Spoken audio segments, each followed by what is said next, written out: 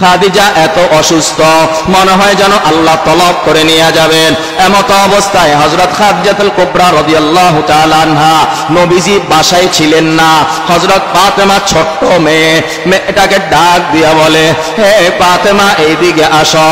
ফাতেমা মায়ের কাছে গেল, যাওয়ার পরে মা বলতেছে, তোমার আব্বার সাথে যদি আমার আর দেখা না হয়, তোমার আব্বার সাথে যদি আমার আর কথা না হয়, তাহলে তুমি আমার পক্ষ থেকে তিনটা কথা তোমার আব্বারে জানাইয়া দিও। মা ফাতেমা ছোট্ট মানুষ, কিছু বুঝে না, 7-8 বছরের কন্যা। ফাতেমা বলে, জি বলেন। তোমার আব্বারে বলবা আমি খাদিজার যদি ইন্তেকাল হইয়া যায়, তোমার আব্বা জানো আমি খাদিজারে নতুন কাপড়ের কাপড় না দেয়, তোমার আব্বার ব্যবহারের চাদর দিয়া আমার যেন কাপড়ের কাপড় দেয়। দ্বিতীয় নাম্বারে আমার ইন্তেকালের পরে আমার জানাজাটা যেন তোমার আব্বাই পড়ায়। 3 নাম্বার আমার কবরে আমার মাথার পাশে যেন তোমার আব্বা কবরে নামে। তোমার আব্বারে 3টা কথা জানাইয়া দিও।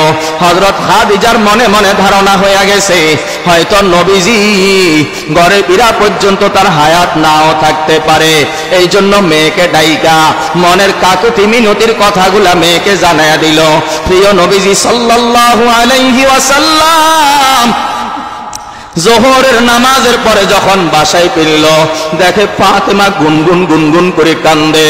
নবীজির কলিজার টুকরা ফাতেমা, যে ফাতেমার ব্যাপারে নবীজি বলছেন, ওয়া ফাতিমাতু সাইয়্যিদাতু নিসাই আহলিল জান্নাহ। আমরা খুতবার মধ্যে প্রতি শুক্রবারে পড়ি, এই ফাতেমা সেই ফাতেমা, যেই ফাতেমা বেহেশতে সমস্ত মহিলাদের লিডারশিপ হবেন, সরদারনি হবেন। এই সেই ফাতেমা, নবীজির কলিজার টুকরা ফাতেমা। ফাতেমা কান্দে, নবীজি সহ্য করতে পারে না। ফাতেমার গড়ার মধ্যে জড়ায়া ধরিয়া বলেন, মা আমার মা নাই, বাবা নাই, আমার ভাই নাই, বোন নাই। ও ফাতেমা বললা তুই কান্দো কেন? তোর চোখের পানি না আমার সহ্য হয় না। নবীজির চেহারার সামনে দাঁড়াইয়া ফাতেমা বলে, ও বাবা গো, আম্মা জান 3টা কথা আপনাকে জানাইতে বলছেন। এই 3টা কথা শোনার পরে নবীজি সাল্লাল্লাহু আলাইহি ওয়াসাল্লাম দৌড়াইয়া খাদিজার কাছে গেলেন। ও খাদিজা, আমি নবীজি অসহায় জানি, কিন্তু এতটা অসহায় না যে আমি তোমার কাপড়ের কাপড় কিনা দিতে পারবো না। ফাতেমা খাদিজা বলেন, ওগো নবীজি,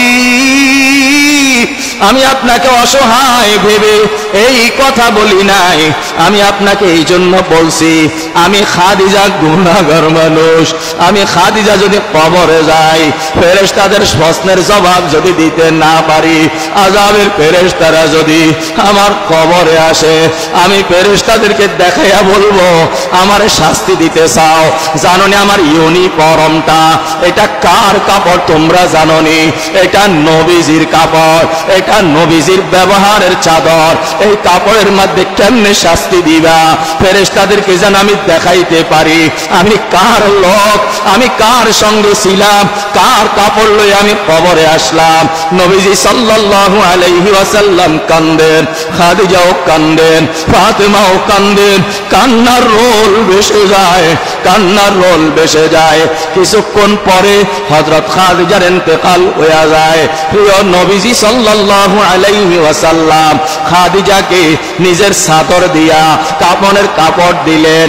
এরপরে জানাজা নিজে পড়াইলেন, কবরে রাখার জন্য